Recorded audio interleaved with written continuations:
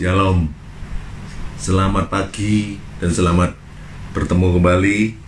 Selamat beribadah pada hari Minggu ini, Bapak Ibu Saudara sekalian.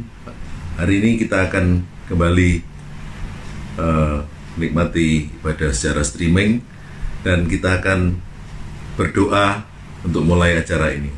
Tuhan, Bapa kami yang kami panggil dalam nama Yesus, terima kasih ya Tuhan untuk kasih-Mu, perlindungan-Mu, penyertaan-Mu pada kami sepanjang seminggu ini, sehingga kami boleh kembali bersekutu bersama melalui acara ibadah streaming ini. Kiranya Kau yang urapi, berkati kami semua, terutama hamba-Mu yang akan menyampaikan firman-Mu pada pagi hari ini, supaya Engkau pakai lidah, mulut, bibir hamba-Mu ini, dan Kau kuduskan hingga menjadi berkat dalam menyampaikan benar-benar firman Tuhan ini dengan bahasa yang mudah dimengerti, dan kami boleh pakai firman-Mu ini sebagai kekuatan dalam menghadapi setiap tantangan, permasalahan dalam kehidupan kami. Terima kasih ya Tuhan. Kami buka acara ini dalam nama Yesus. Kami sudah berdoa dan mengucap syukur. Haleluya. Amin.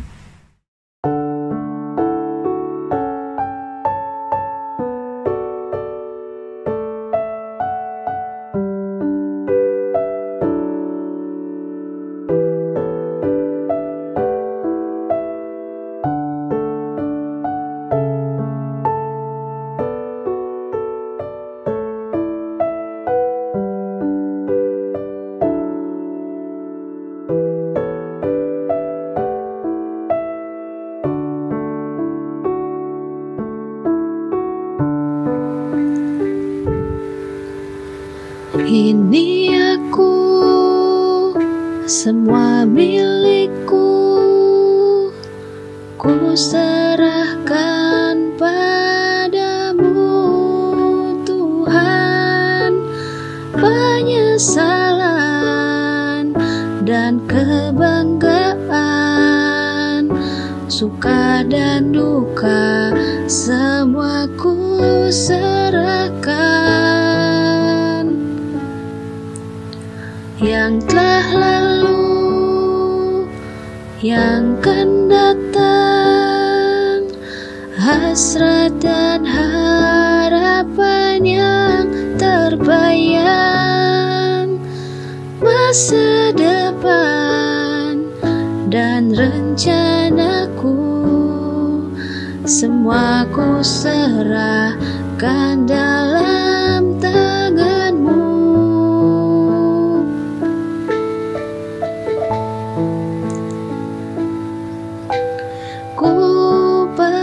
Persembahkan hidupku kepadamu Tuhan, untuk kemuliaan-Mu ku berikan hidup ini sebagai persembahan yang berkenan padamu.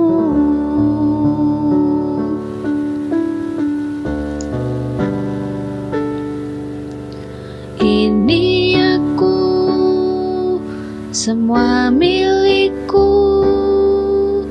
ku serahkan padamu Tuhan. Penyesalan dan kebanggaan, suka dan duka, semua ku serahkan. Yang telah lalu, yang akan datang, hasrat dan harapan yang terbayang, masa depan dan rencanaku, semua ku serahkan dalam tangan-Mu.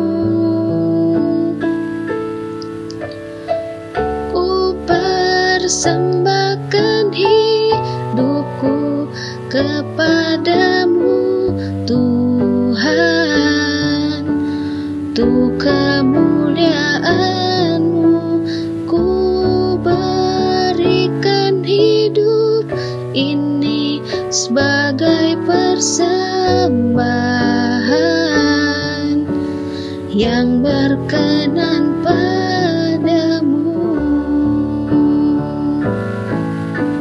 Ku persembahkan hidupku kepadamu Tuhan, untuk kemuliaan-Mu ku berikan hidup ini sebagai persembahan yang berkenan padamu.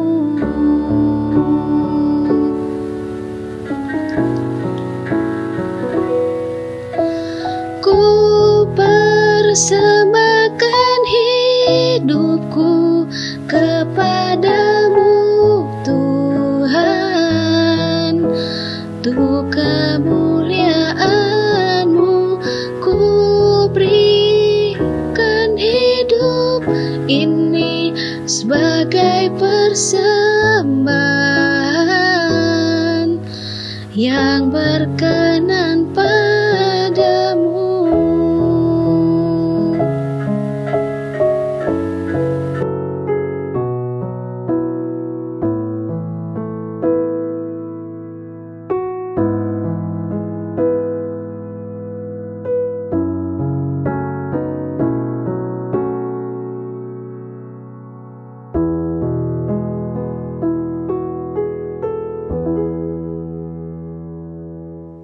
Baiklah, Bapak Ibu Saudara yang dikasihi Tuhan, memasuki bulan Desember, kita merasakan ada suasana dan nuansa Natal, ditandai dengan pernik-pernik Natal, pohon-pohon Natal, sehingga menambah semarak suasana, terutama di pusat-pusat keramaian dan pusat perbelanjaan. Bahkan di Surabaya ada suatu kompleks perumahan mewah yang mereka menghias dengan hiasan-hiasan yang menggambarkan suasana Natal.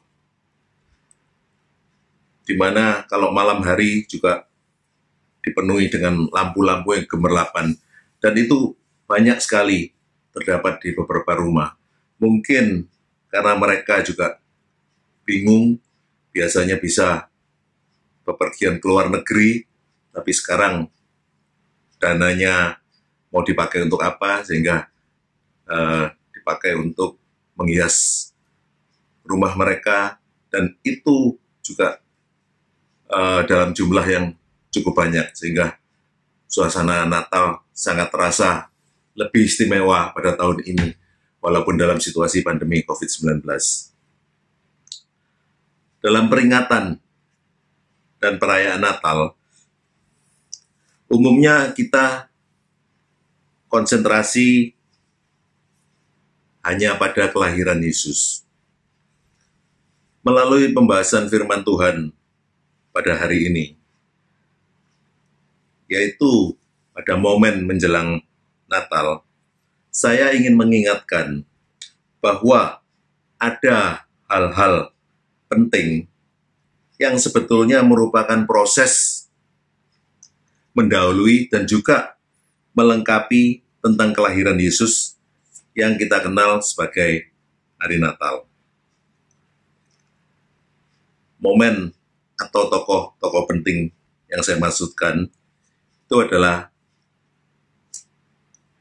Yohanes Pembaptis.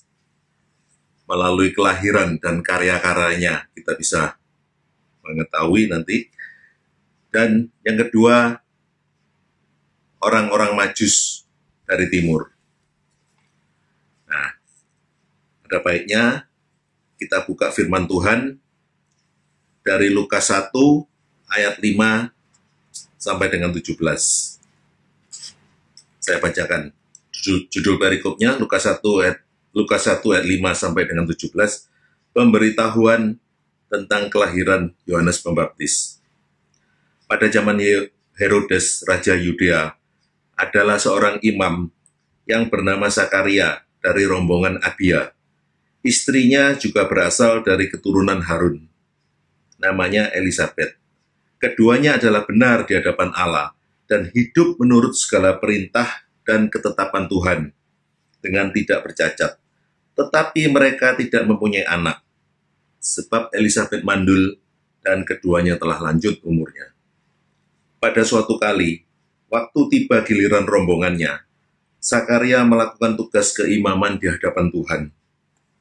Sebab ketika diundi, sebagaimana lazimnya, untuk menentukan imam yang bertugas, dialah yang ditunjuk untuk masuk ke dalam bait suci dan membakar ukupan di situ. Sementara itu, seluruh umat berkumpul di luar dan sembahyang. Waktu itu adalah waktu pembakaran ukupan. Maka tampaklah kepada Zakaria seorang malaikat Tuhan berdiri di sebelah kanan mezbah pembakaran ukupan.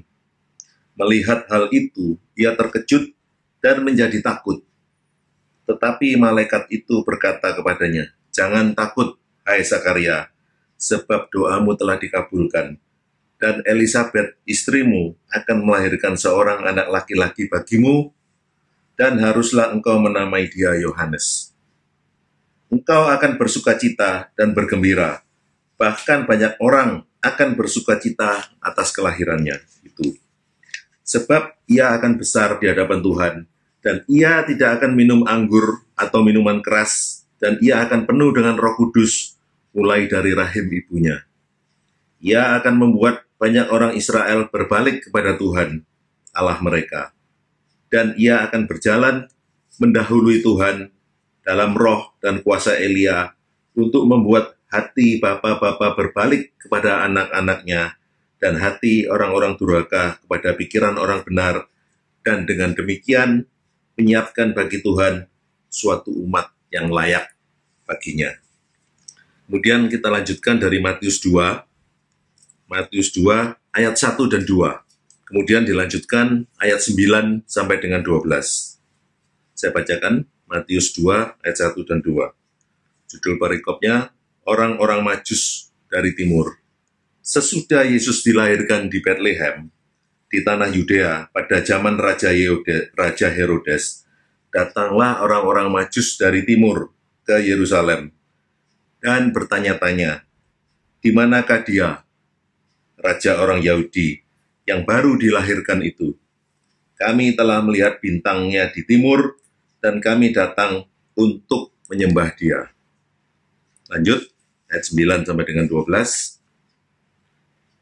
Setelah mendengar kata-kata raja itu, berangkatlah mereka, dan lihatlah, bintang yang mereka lihat di timur itu mendahului mereka hingga tiba dan berhenti di atas tempat di mana anak itu berada.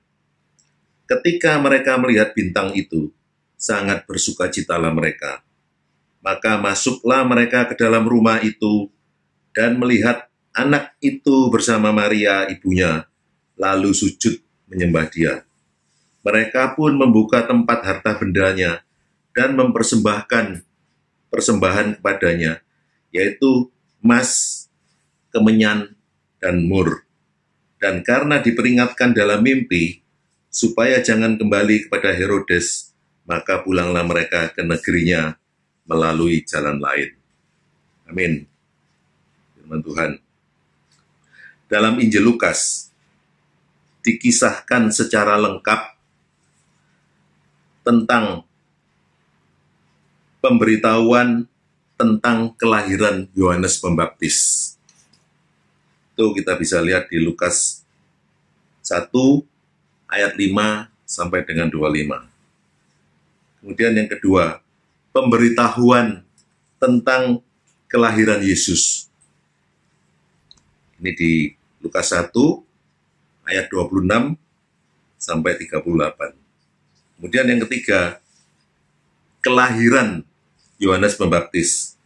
Ini di Lukas 1 ayat 57 sampai dengan 66. Masing-masing ayat 1 sampai dengan 3 itu kita hanya bisa dapati pada Injil Lukas. Di Injil-Injil yang lain tidak ada tentang pemberitahuan kelahiran Yohanes Pembaptis, pemberitahuan tentang kelahiran Yesus, dan kelahiran Yohanes Pembaptis. Dalam Injil Matius, dikisahkan secara lengkap tentang orang-orang Majus dari timur. Itu kita bisa lihat di Matius 2 ayat 1 sampai dengan 12. Tadi kita sudah baca sebagian. Dan ini hanya ada di Injil Matius. Padahal dalam keempat Injil semuanya ada tentang Yohanes Pembaptis. Tetapi khusus kelahirannya dan prosesnya tidak ditulis. Jadi dalam keempat Injil itu hanya dituliskan Yohanes Pembaptis, tapi proses kelahirannya tidak ada disebutkan. Jadi disinilah letak keunikan dari keempat Injil, di mana kalau kita baca dan renungkan, itu bisa saling melengkapi satu sama lain. Nah, seperti tadi yang saya sudah katakan, yang pertama kita membahas tentang Yohanes Pembaptis. Mengapa tokoh Yohanes Pembaptis ini kita anggap penting dalam memperingati Natal? Yang pertama, kelahirannya ditandai dengan keajaiban-keajaiban. Yaitu yang pertama, penampakan malaikat Tuhan kepada Zakaria, ayahnya. Tadi kita sudah baca, itu ada di ayat 11, Lukas 1 ayat 11, maka tampaklah kepada Zakaria seorang malaikat Tuhan berdiri di sebelah kanan mesbah pembakaran ukupan. Kemudian yang kedua, dia terlahir dari orang tua yang sudah lanjut usia. Bahkan Elisabeth, ibunya, disebut sudah mandul karena usianya. Itu kita bisa baca di ayat 7. Kemudian, yang ketiga, keajaiban yang ketiga, Zakaria menjadi bisu untuk sementara, karena dia kurang percaya apa yang dikatakan oleh malaikat Tuhan. Ini kita bisa baca di Lukas 1 ayat 20, saya bacakan, sesungguhnya engkau akan menjadi bisu dan tidak dapat berkata-kata sampai kepada hari di mana semuanya ini terjadi. Karena engkau tidak percaya akan perkataanku yang nyata kebenaran pada waktunya. Jadi, saya anggap penting karena pada waktu pemberitahuan tentang kelahirannya itu ditandai dengan adanya keajaiban, 3 keajaiban yang sudah saya sebutkan tadi. Kemudian yang kedua, kelahirannya atau kelahiran Yohanes Pembaptis ini merupakan tanda awal bahwa Allah kembali berkenan kepada umatnya. Ini kita bisa baca di Lukas 1 ayat 68. Terpujilah Tuhan Allah Israel, sebab ia melawat umatnya dan membawa kelepasan baginya. Kita ketahui selama kurang lebih 400 tahun setelah Nabi Maleaki, Allah berhenti berbicara melalui nabi-nabinya kepada bangsa Israel, sehingga membuat mereka itu merasa sangat sedih dan hilang pengharapan. Tetapi dengan kelahiran Yohanes Pembaptis ini, maka Allah kembali membuka ruang komunikasi dan berkenan kembali kepada umatnya. Yang ketiga, Mengapa Yohanes Pembaptis ini kita anggap penting? Yang ketiga, Yohanes Pembaptis adalah nabi transisi, dan dia mempersiapkan jalan bagi Yesus. Ini kita dapati di Lukas 1 ayat 76. Saya bacakan Lukas 1 ayat 76. Dan engkau, hai anakku, akan disebut Nabi Allah yang Maha Tinggi, karena engkau akan berjalan mendahului Tuhan untuk mempersiapkan jalan baginya. Ini merupakan nyanyian pujian dari Zakaria, ayahnya Yohanes Pembaptis. Nah, kita bisa baca juga di Lukas 3 ayat 4, demikian. Seperti ada tertulis dalam kitab nubuat-nubuat Yesaya, ada suara yang berseru-seru di padang gurun, persiapkanlah jalan untuk Tuhan, luruskanlah jalan baginya. Jadi kita bisa ketahui bahwa Yohanes Pembaptis ini adalah nabi masa transisi yang mempersiapkan jalan bagi Yesus. Apa maksudnya nabi masa transisi? Karena Yohanes Pembaptis ini adalah nabi terakhir dari Perjanjian Lama. Karena dia lahir dalam era Perjanjian Lama. Sekaligus nabi pertama dari Perjanjian Baru.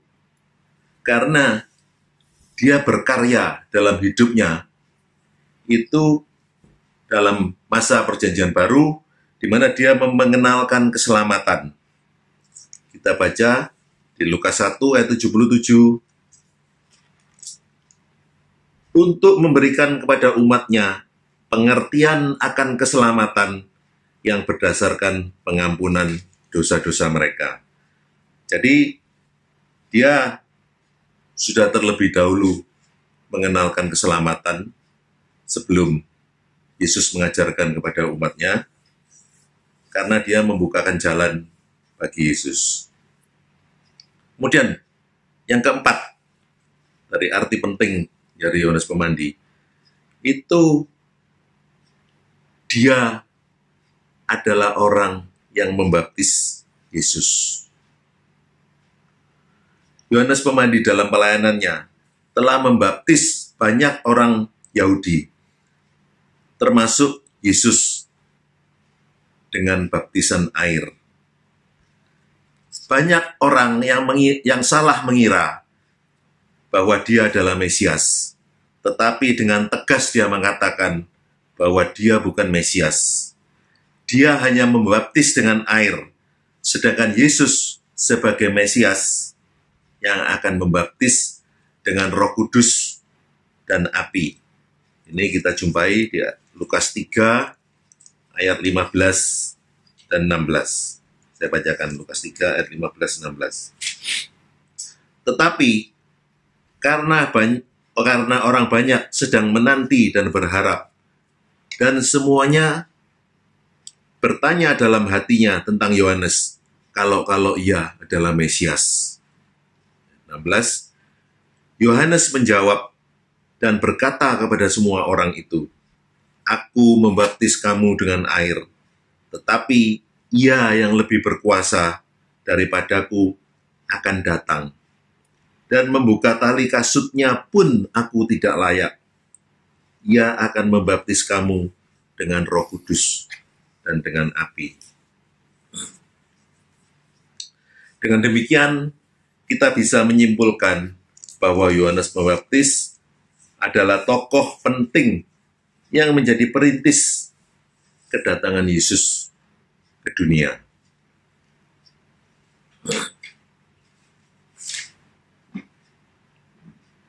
Nah,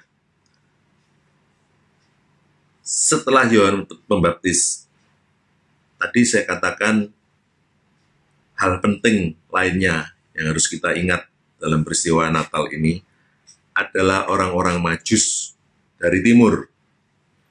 mungkin ada baiknya kita perlu mengetahui tentang orang-orang Majus ini.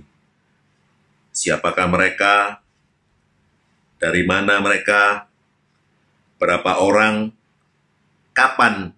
Dan mengapa mereka datang? Yang pertama, kata Majus berasal dari bahasa Yunani, yaitu magos. Itu magos dalam bentuk tunggal. Kalau dalam bentuk jamak disebut magoi. Magoi. Nah, artinya adalah orang-orang bijaksana atau ahli pikir, atau mungkin juga disebut ahli perbintangan.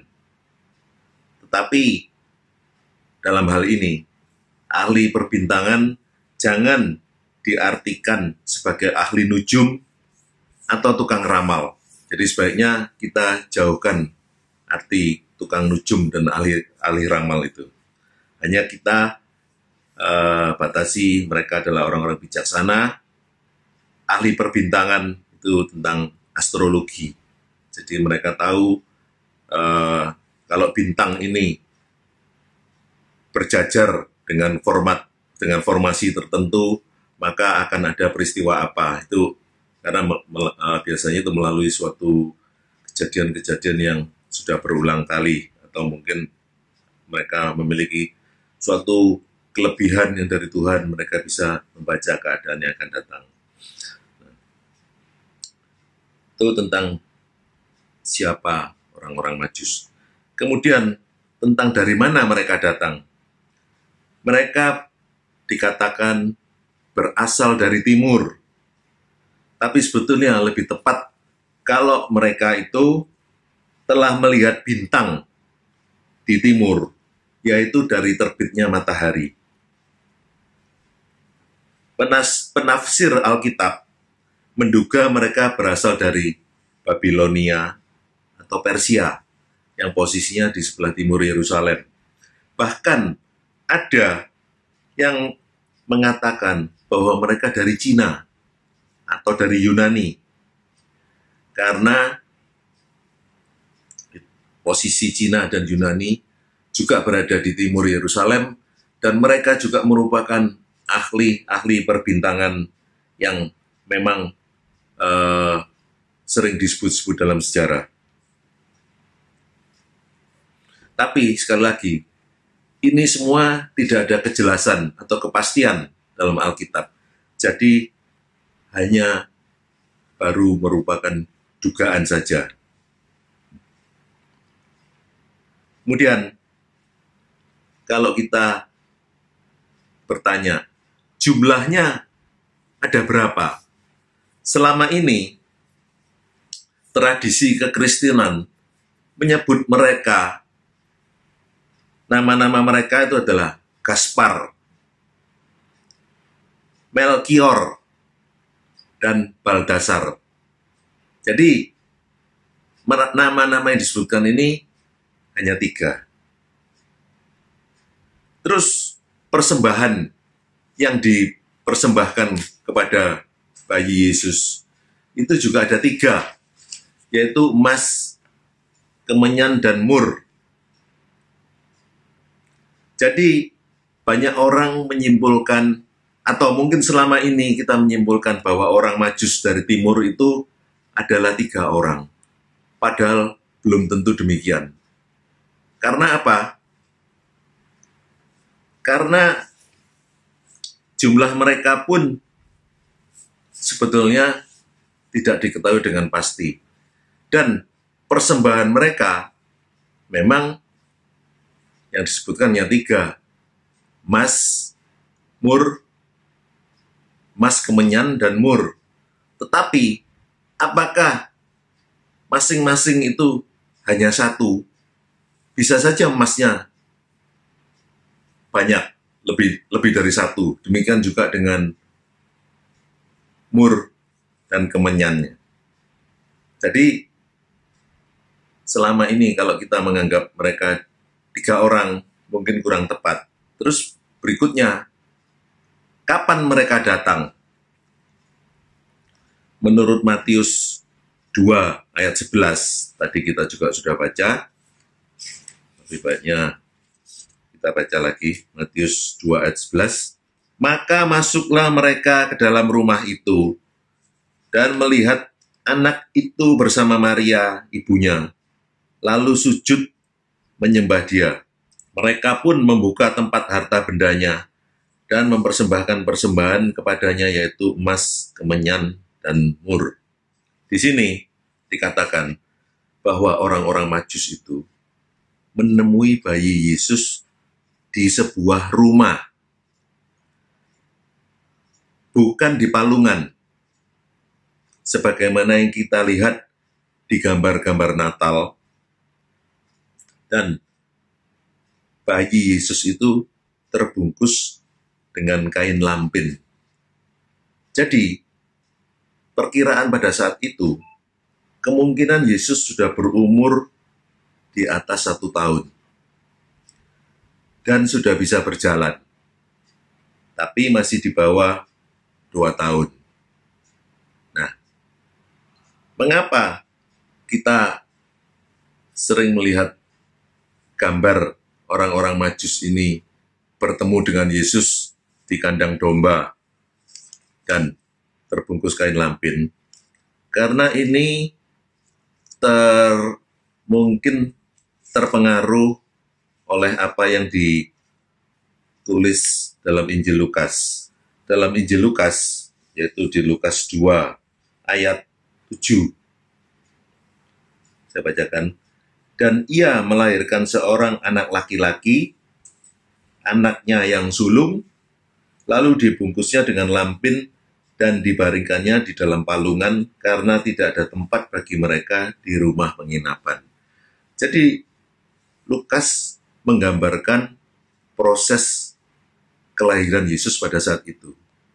Tapi di situ tidak disebutkan orang Majus datang pada saat itu.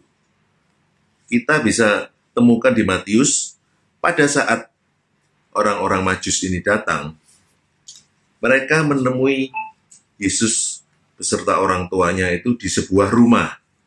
Jadi sebetulnya ini dua peristiwa yang berbeda.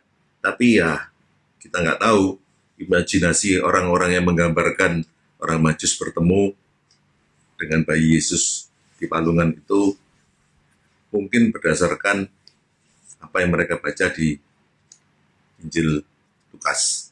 Tapi kalau kita baca di Matius, itu kita bisa simpulkan bahwa mereka bertemu bukan di kandang domba, tetapi di sebuah rumah. Nah, baru setelah orang-orang Majus itu melakukan kunjungan dan mereka kembali pulang, Maria, Yusuf, dan Yesus mengungsi ke Mesir karena keluar ketentuan dari Raja Herodes bahwa bayi laki-laki yang berumur di bawah 2 tahun harus dibunuh. Berarti di situ kita bisa simpulkan bahwa pada saat itu Yesus memang belum, atau umurnya belum lebih dari 2 tahun. Karena dia masih dalam pengejaran untuk dibunuh. Nah, kemudian yang selanjutnya, pertanyaan selanjutnya, mengapa kisah orang-orang Majus ini dicatat? Ini ada 3 hal yang perlu kita teladani dari orang-orang Majus itu. Yaitu yang pertama, bahwa orang-orang Majus ini mau memuliakan Tuhan dengan gigih dan semangat. Walaupun mungkin dalam pikiran mereka, yang mereka datangi ini adalah raja orang Yahudi.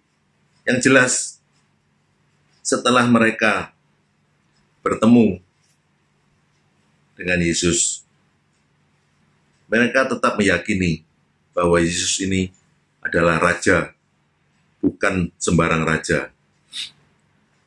Nah, hal kedua, orang-orang Majus tetap bersukacita dengan mendatangi raja tersebut. Walaupun keberadaan raja itu bukan di istana. Memang mereka sempat keliru mendatangi istana Herodes waktu dipanggil oleh Herodes. Tadinya mereka mengira mungkin bayi ini lahir di lingkungan istana Herodes. Tetapi setelah mereka tahu bahwa itu salah tempat, mereka tidak mengurungkan niatnya untuk bertemu dengan Yesus, walaupun bukan di istana yang megah. Kemudian, teladan yang ketiga, orang-orang Majus ini memberikan persembahan dan sujud menyembah Yesus.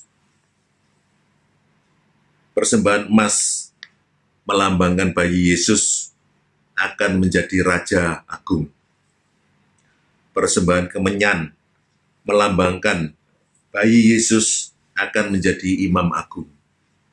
Mur melambangkan bayi Yesus kelak kematiannya akan menebus dosa manusia. Inilah hal-hal penting yang kita perlu ketahui, karena selama ini kita kalau memperingati Natal hanya berkonsentrasi tentang kelahiran Yesus. Padahal ada tokoh penting seperti Yohanes Pemandi dan orang-orang Majus dari timur yang juga memberikan arti tentang Natal dan kelahiran Yesus ke dunia ini dalam menjalankan misi-misinya. Nah, sekarang kita kembalikan pertanyaan kepada diri kita sendiri. Bagaimana dengan kita dalam menyambut Natal tahun ini? Memang kali ini sedikit berbeda dengan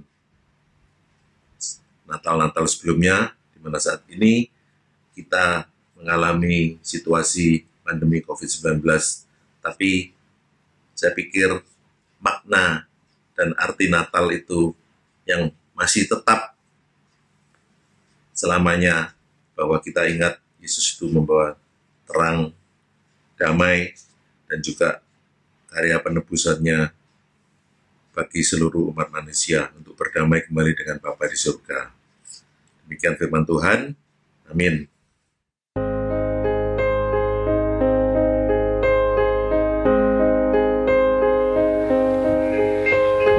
Oh, holy night, the stars are brightly shining.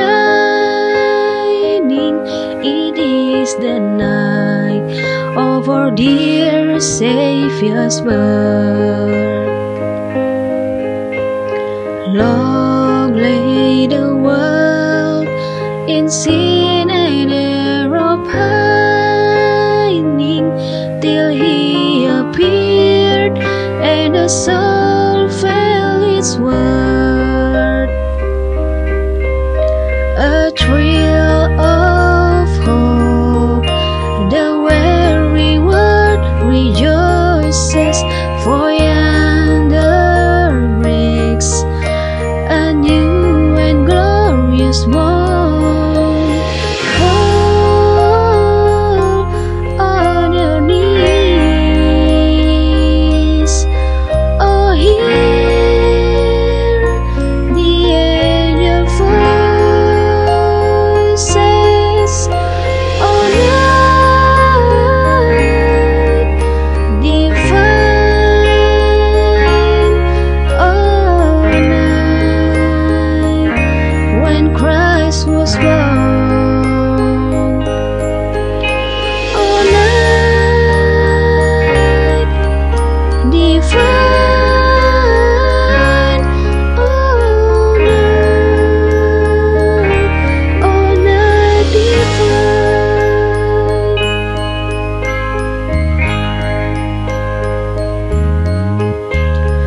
Oh, holy night, the stars are brightly shining. It is the night of our dear Savior's birth. Long lay the world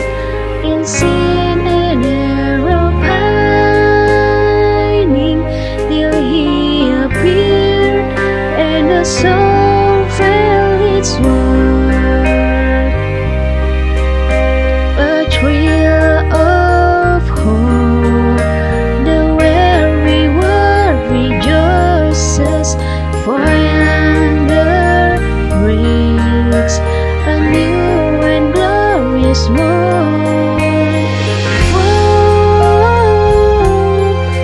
On your knees, oh, hear the angel voices. Oh, night divine, oh, night when Christ was born. Oh, night divine, oh, night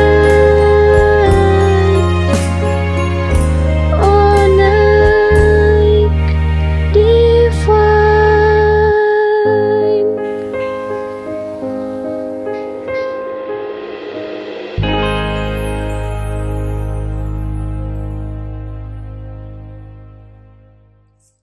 Bagi jemaat yang akan memberikan persembahan ataupun persembahan khusus untuk Natal, bisa diserahkan kepada bendahara atau majelis setempat, dimasukkan dalam satu amplop, atau kalau mau transfer ke rekening bendahara juga dipersilahkan.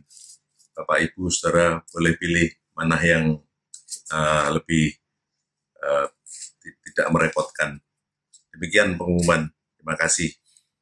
Baiklah, kita akan tutup dalam doa untuk firman Tuhan yang sudah kita baca dan renungkan. Tuhan, Bapa kami dalam surga, terima kasih ya Tuhan untuk firman-Mu, juga renungan yang sudah kami baca tentang arti Natal dan hal-hal yang juga menyangkut tentang arti Natal dalam kehidupan kami, umat-umat Tuhan. Biarlah kami boleh jadi makin mengerti dan lebih dibukakan akan hal-hal yang mungkin sering kami lewatkan mengenai kebenaran-kebenaran firman Tuhan ini. Kami mau ya Tuhan, supaya Engkau senantiasa memberikan hikmat kepada kami dalam membaca, merenungkan firman Tuhan ini, dan juga supaya firman Tuhan ini boleh kami pakai dalam kehidupan kami sehari-hari, boleh menjadi kekuatan, boleh menjadi suatu pandangan hidup bagi kami, boleh juga membuat kami lebih dekat, lebih mengenal Engkau lebih dalam lagi. Terima kasih ya Tuhan untuk firman-Mu ini, dan kami pada saat ini juga mau bersatu hati, kami berdoa untuk setiap masalah-masalah dalam kehidupan kami bergereja, jemaat GP Kanaan. Kami saat ini berdoa untuk gembala kami, Bapak Pendeta Daniel Sukendra. Oh Tuhan, Engkau yang melawati beliau, Engkau yang mengetahui segala masalah-masalah, juga kesehatannya. Kiranya Engkau yang menjamah, memberikan kesehatan yang baik, dan segala hal-hal yang melemahkan tubuh atau sakit apapun yang dialami atau diderita oleh Bapak Gembala kami ini, Tuhan yang berbelas kasihan, Tuhan yang menjamahnya, dan biarlah aliran darah Yesus boleh membawa kesembuhan. Engkau yang tetap memberikan hikmat dan karunia ilahi kepada Bapak Gembala kami ini, supaya Dia boleh menggembalakan kami, domba-dombanya, dan menuntun kami ke padang rumput yang hijau, serta ke air yang tenang, hingga iman rohani kami selalu tumbuh, selalu baru setiap hari, dan kami jemaat-jemaatnya juga boleh merasakan ada suatu kedamaian. Terima kasih ya Tuhan, kami juga mau berdoa untuk untuk masalah-masalah yang dihadapi oleh jemaat, baik mereka yang bermasalah dalam kesehatan mereka, biar Tuhan juga yang melawati mereka. Engkau yang tolong mereka, Engkau yang ringankan penderitaan mereka, dan biarlah mereka juga boleh mengalami kesembuhan yang dari Engkau saja. Terima kasih ya Tuhan, untuk jemaat-jemaat Tuhan yang bermasalah dalam ekonomi, keuangan mereka. Tuhan yang tolong bukakan jalan buat mereka. Engkau yang memberikan mereka mampu mengatasi setiap masalah-masalah kesulitan, terutama pada situasi ekonomi pada saat ini, karena adanya pandemi COVID-19. Dan Tuhan yang tolong mereka, supaya mereka juga boleh mendapatkan jalan untuk mereka bisa mencukupi kebutuhan rumah tangga, kebutuhan biaya-biaya lain sehari-hari. Dan mereka yang memiliki masalah, baik masalah pekerjaan, masalah rumah tangga, masalah hubungan sosial mereka satu sama lain dengan orang-orang yang lain, biarlah Tuhan yang tolong mereka. Mereka dimampukan, dikuatkan untuk menghadapi masalah ini, dan ada suatu jalan keluar penyelesaian yang terbaik. Terima kasih ya Tuhan. Kami juga berdoa untuk persembahan dari jemaat-jemaat kami. Biarlah Tuhan yang juga melawati setiap mereka yang sudah memberikan dengan penuh sukacita dan ketulusan. Engkau yang memberkati kehidupan mereka, dan kami juga mau menyerahkan kegiatan acara-acara Natal di gereja kami, juga acara tutup tahun dan buka tahun baru. Oh Tuhan, biarlah Engkau juga yang menolong supaya bisa diberikan izin oleh aparat pemerintah setempat dalam kami mengadakan kegiatan Natal ini, dan juga kami akan mematuhi persyaratan-persyaratan protokol kesehatan, dan kami boleh bersuka cita bersama, berkumpul bersama jemaat-jemaat, dan kami boleh merayakan, memberikan diri Natal ini dengan penuh sukacita. Walaupun mungkin tidak semuanya bisa hadir, tapi seberapapun yang hadir, kami tetap merasakan ada suatu persekutuan dan damai sejahtera di dalam Tuhan. Terima kasih ya Tuhan, kami serahkan kehidupan kami dalam seminggu ke depan ini. Biarlah Tuhan selalu menyertai kami, dan Tuhan tetap mengiringi kami, memberikan berkat-berkat dan damai sejahtera dalam kehidupan kami. Baiklah, Bapak Ibu Saudara yang dikasihi Tuhan, kita akan akhiri acara kita ibadah melalui streaming ini, dan kita arahkan hati dan pikiran kita untuk menerima perlindungan penyertaan Tuhan sepanjang hari pada hari-hari mendatang. Kiranya berkat, anugerah, dan rahmat dari Allah Bapa, persekutuan, pengampunan, dan damai sejahtera dari Yesus Kristus, hikmat, persekutuan, dan penghiburan dari Roh Kudus senantiasa menyertai kita selama-lamanya. Amin. Selamat bertemu kembali minggu depan dan beribadah dalam acara ibadah streaming ini. Tuhan memberkati.